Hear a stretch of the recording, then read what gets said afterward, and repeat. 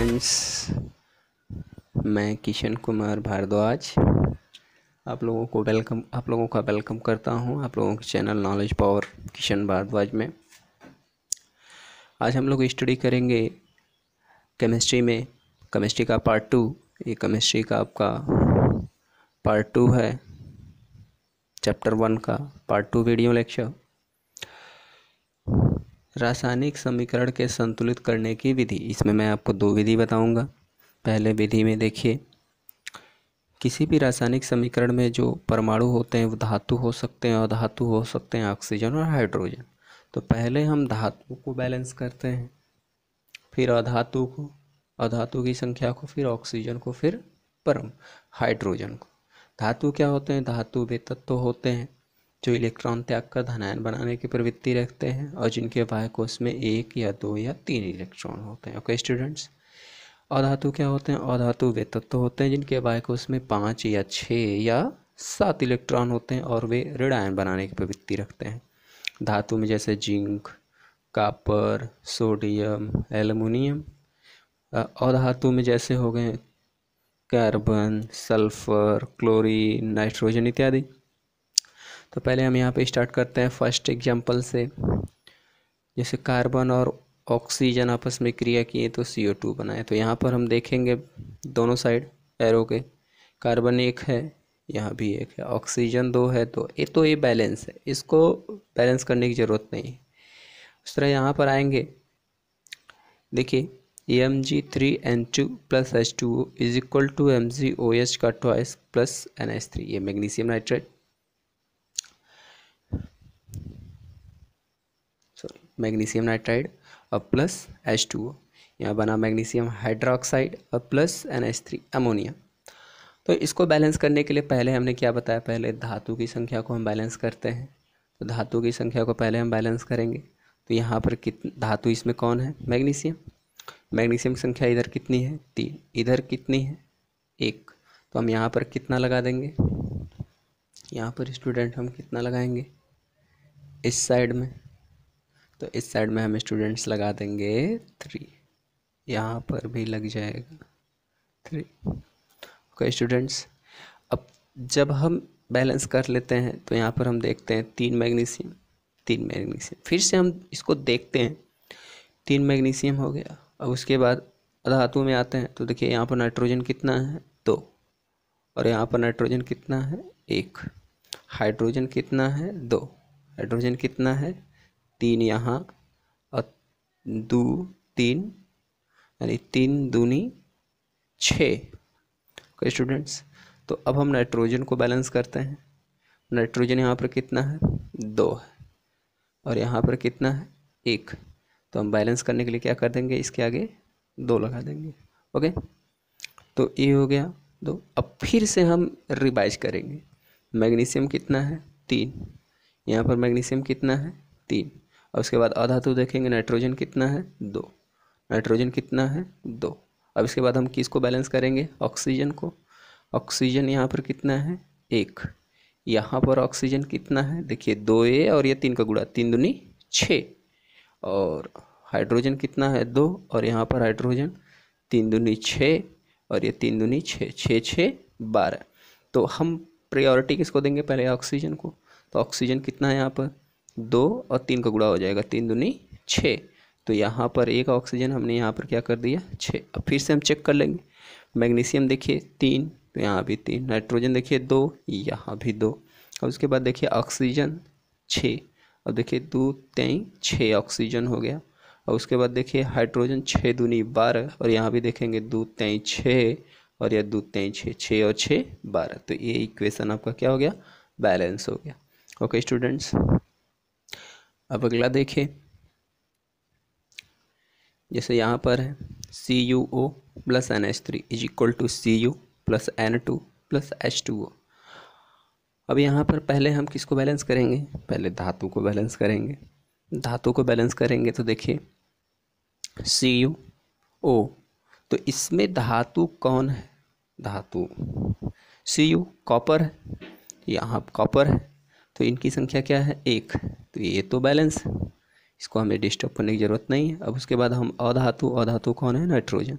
Nitrogen यहाँ पर कितना है 1 और यहाँ पर कितना है 2, तो हम क्या करेंगे यहाँ पर 2 लगा देंगे। अब फिर से हम देख लेते हैं, फिर से धातु से देख लेंगे। यहाँ पर कॉपर 1, यहाँ कॉपर 1 बैलेंस है।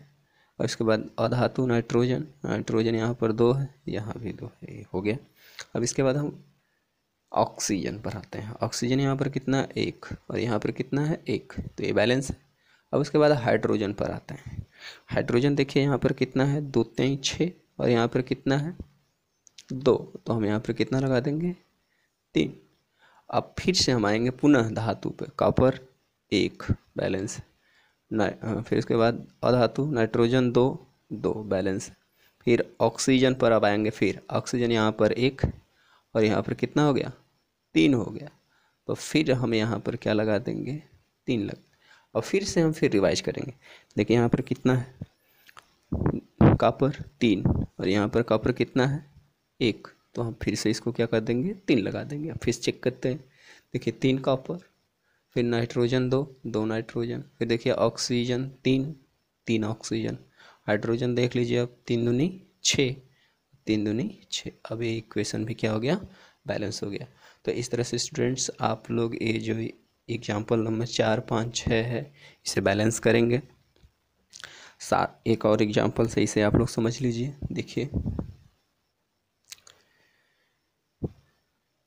ये जो रेड कलर से है बाद में बैलेंस किया गया है, इसको समझिएगा। C2H6 एथेन है आपका, प्लस O2 क्रिया किया, O2 ओनली, इसको ध्यान मत दीजिए, is equal to CO2 plus H2O बना। अब देखिए इसको बैलेंस करना है तो पहले हम क्या करेंगे, धातु, तो धातु तो इसमें है नहीं, लेकिन उसके बाद नंबर आता है अधातु का। अधातु कार्बन है, कार्बन देखिए कितना है यहाँ पर 2 और इधर देखिए 1, तो हमने क्या किया इधर 2 लगा दिया। और फिर से हम देख लेंगे कार्बन 2 कार्बन 2, उसके बाद ऑक्सीजन देखेंगे, ऑक्सीजन यहाँ पर कितना था 2 और यहाँ पर ऑक्सीजन कितना था देखिए 2 था और 2 यहाँ पर हो गया, तो 2 दूनी 4 और यहाँ पर 1 5।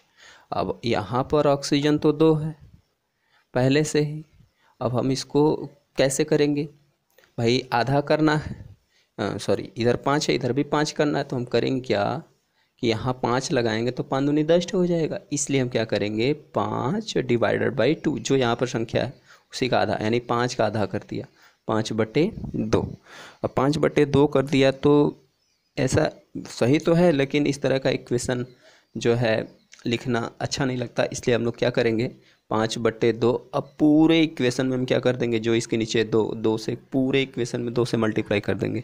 2 का जब मल्टीप्लाई कर दिया तो यहाँ पर 2 आ गया, 2 को मल्टीप्लाई इसमें करेंगे 2 से 2 कट जाएगा 5 आ जाएगा, 2 का इसमें मल्टीप्लाई होगा 4 आ जाएगा, 2 का इसमें मल्टीप्लाई होगा 2H2 आ जाएगा।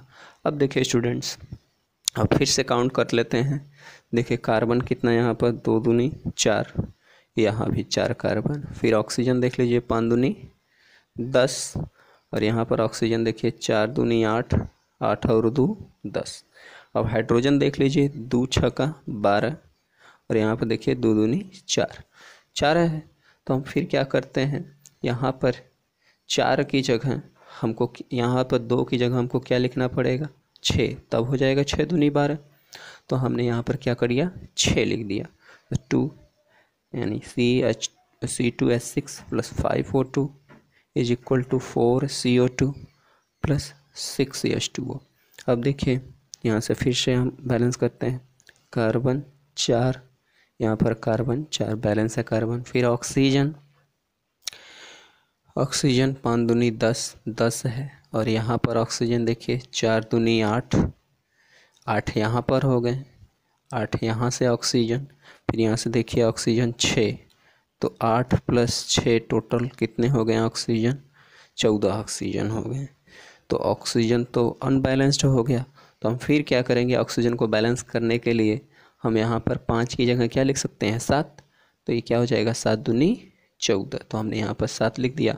और फिर से आप इसको मैच कराएंगे तो देखिए 2 दूनी 4 कार्बन 4 कार्बन, फिर देखिए 2 6, और फिर उसके बाद सॉरी ऑक्सीजन को देखेंगे 7 दूनी 14, यहाँ तो देखिए 4 दूनी 8 और 6 14, फिर हाइड्रोजन देखिए 2 6 12 और यहाँ पर देखिए 6 दूनी 12। तो ये फाइनली आपका रिएक्शन क्या हो गया बैलेंस हो गया।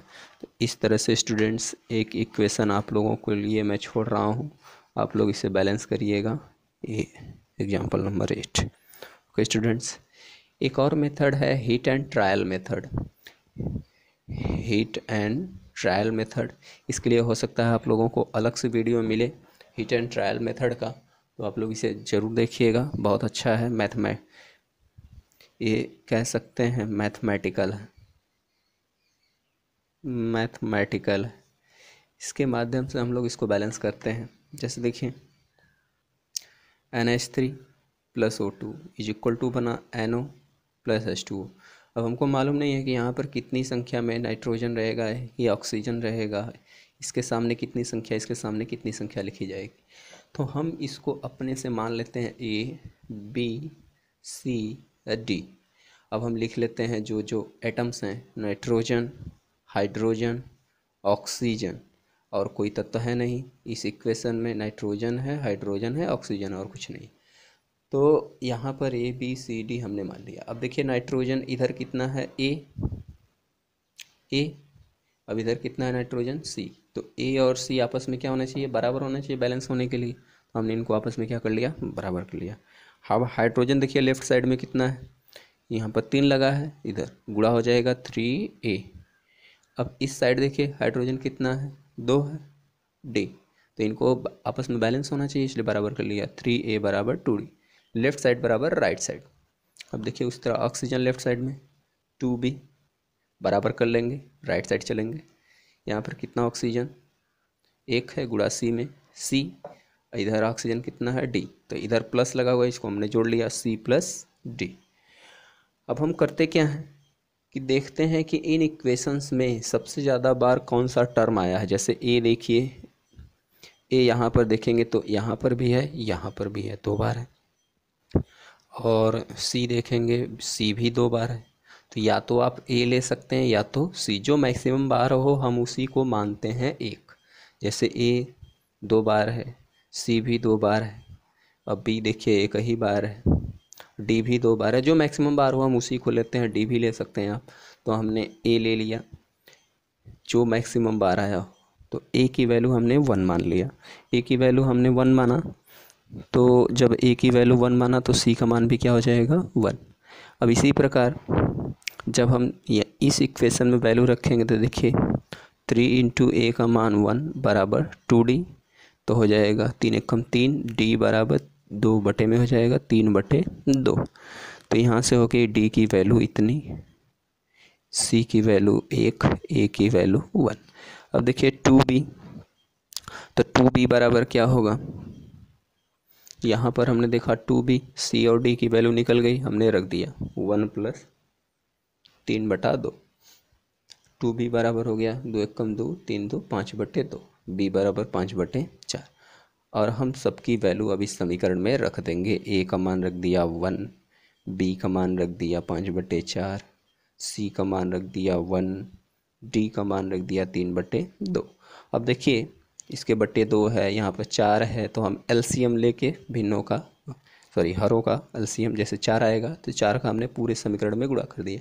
देखिए 4 × 4, 4 से 4 कट गया 5, यहाँ 4 × 4, यहाँ गुणा करेंगे तो 2 दूनी 4 और 2 बचेगा, 2 3 6। तो इस तरह से आपका इक्वेशन क्या हो गया, बैलेंस्ड। ये आपका बैलेंस्ड।